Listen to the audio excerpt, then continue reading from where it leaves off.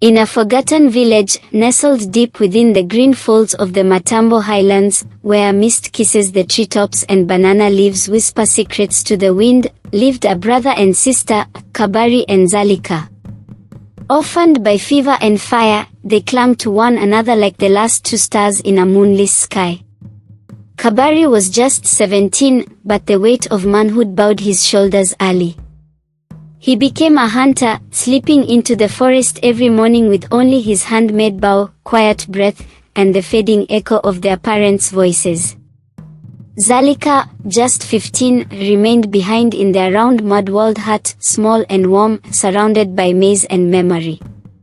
To keep her safe, they had a song. A secret song. A tune passed down in whispers and sorrow. Each night, when Kabari returned from the woods, he sang it softly from the shadows of the path. Open the door, my shining star. The night is dark and home is far.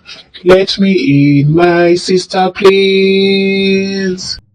Only when Zalika heard the true song would she unbolt the door. But the forest listens. Always. And deep within those ancient trees, something stirred. The man-eating giant.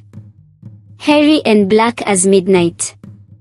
With a wolf-like face, glowing eyes, and sharp bone teeth. His body, bloated and oddly shaped, moved with eerie silence. He had watched the siblings from afar, his hunger swelling with each passing moon. He heard the song. One dusk, just as blood smeared the horizon and the wind fell harsh, Majitu crept to their hut. With one grotesque hand, he knocked. He rasped. But Zalika heard the sickness in the voice. Sing it true, she whispered through the cracks. Open the door, my shining star. The night is dark and all is far. Let me in, my sister, please. He could not. She did not open. That night, Kabari returned, sang the true song, and entered, unaware of the thing in the shadows, watching. For 4 moons, Majitu tried. Each night, closer. Each night, listening. Each night, failing. Until one evening, when even the moon refused to rise, and the crickets held their breath, he sang the song perfectly. Open the door, my shining star. The night is dark and home is far. Let me in, my sister, please.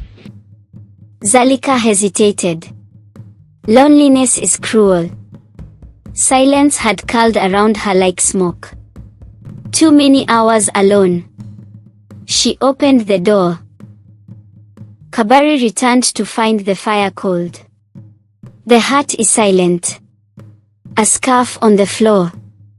Just absence. He searched. He wept. He screamed until the birds fell silent and the trees turned their backs.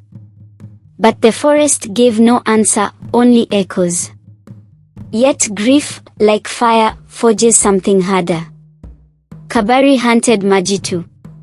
Through swamps and thorns. Past bones twisted in roots and dreams broken like glass. His body withered. His eyes turned hollow. His voice grew silent. He became a ghost chasing another. For 6 seasons, he hunted. And then, he found him. Majitu, the grief-laden giant, stood in a clearing under dying light. His form bulged with the cries of the lost.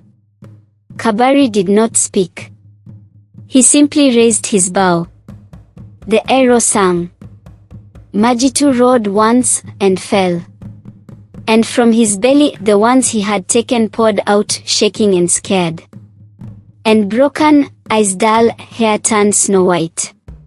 Some crawled. Some whimpered. Some did not rise. Zalika was among them. But she was not the girl he remembered. Her wide eyes had seen too much. things no song could heal. She clung to Kabari, but she did not speak again. Not that day. Not the days that followed.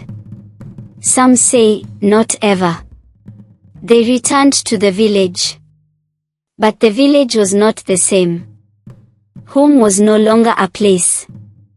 And though the grass grew green again, and children played where the giant had fallen, the wind still carries a broken tune. A brother's sorrow. A sister's silence. So if you ever walk near the edge of the forest, and hear a song like this. Open the door, my shining star. The night is dark and home is far. Let me in, my sister, please. Do not open the door.